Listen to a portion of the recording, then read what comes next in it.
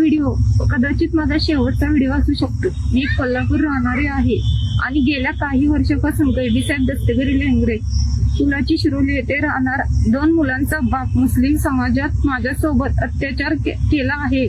माझ्या इच्छेविरुद्ध अनैतिक शारीरिक छळ केला, तसेच त्याने मला सतत त्रास दिला। इस्लाम कबूल करण्यासाठी धमकी दिली आहे।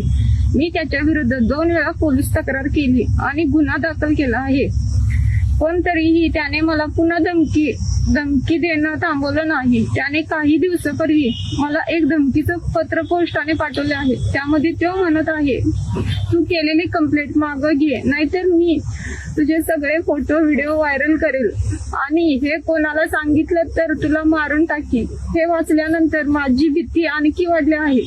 मी एक सामान्य मुलगी आहे, मला आई वडील नाही। माझा भाऊ कुणी हिंदुत्ववादी होणार आहे का? नाही, फक्त सुरक्षित आयुष्य जगायचं आहे। पण वारंवार होणाऱ्या या त्रासामुळे मला भयंकर मानसिक त्रास होत आहे। म्हणून मी हिंदुत्ववादी सरकार, कोल्हापूर पोलीस प्रशासन हात जोडून विनंती करते, कृपया या प्रकरणात तात्काळ आणि कठोर कारवाई करा।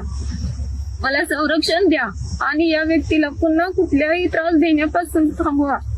जर त्याच्यावर कठोर कारवाई नाही झाली तर मी माझ्या जीवाचं बरं वाईट करून घेईल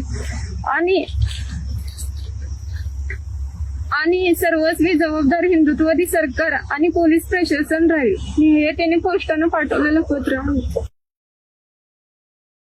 मी वारंवार पोलीस कंप्लेंट करून थकलेले आहे, कारण गैबीसाहेब लेंगरे हा वारंवार, ह्याची बायको, ह्याची आई, ह्या तिघांनी मिळून मला रस्त्यात गाठून शिवीगाळ करणे, मारहाण करणे, अपरात्री घरी येऊन दंगा करणे, या सगळ्या त्रासाला मी कंटाळलेले आहे। आणि ह्या गोष्टीत पोलीस प्रशासन काहीही दखल घेत नाही, त्याच्यावरती काहीही फरक पडत नाही। काल 28/4/2026 रोजी मी SP-ना भेटून पण त्यांच्यावरती कंप्लेंट करून तो आज सकाळी मला हॉर्न वाजवून बोटाने धमकी देऊन परत आणि गेलेला आहे। त्याच्यावरती पोलीस प्रशासन काही दखल घेणार आहे की नाही?